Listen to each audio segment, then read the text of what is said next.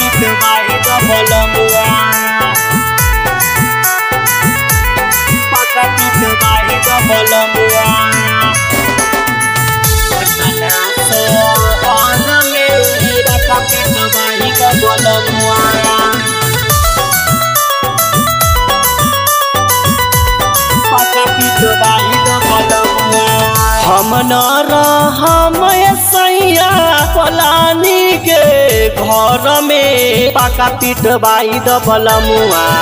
हम न रहम सैया पलानी के घर में पका पिटवाई बलमुआ कि पका पिटवाई बलमुआ पटना शहर में पका पिटवाई बलमुआ पटना शहर में पका पिटवाई बलमुआ पका पिटवाई बलमुआ पका पिटवाई बलमुआ पटना शहर में पका पिटवाई बलमुआ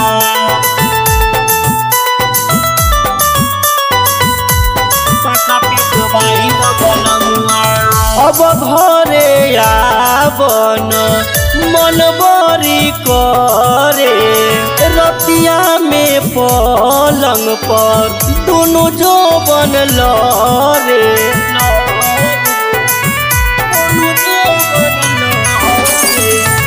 अब घरे आवन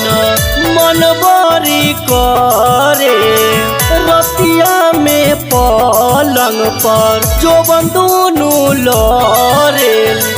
5 साल से अइलन सैया दिल्ली शहर से पका पिटवाई बलमुआ 5 साल से अइलन सैया दिल्ली शहर से पका पिटवाई बलमुआ पका पिटवाई बलमुआ वैशाली शहर में पका पिटवाई बलमुआ पटना शहर में पका पिटवाई बलमुआ पका पिटवाई बलमुआ पका पिटवाई बलमुआ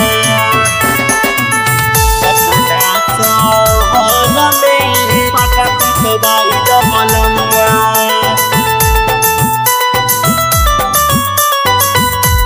पका पिटवाई बलमुआ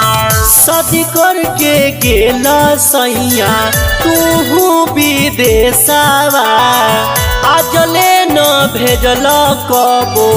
तू सन देशवा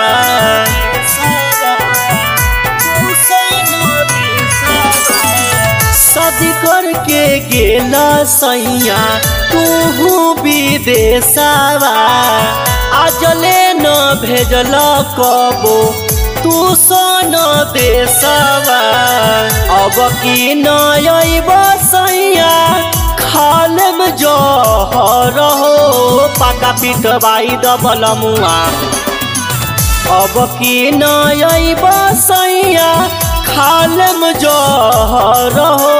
पका पिटवाई बलमुआ कि पका पिटवाई बलमुआ जहानाबाद शहर में पका पिटवाई बलमुआ पटना शहर में पका पिटवाई बलमुआ।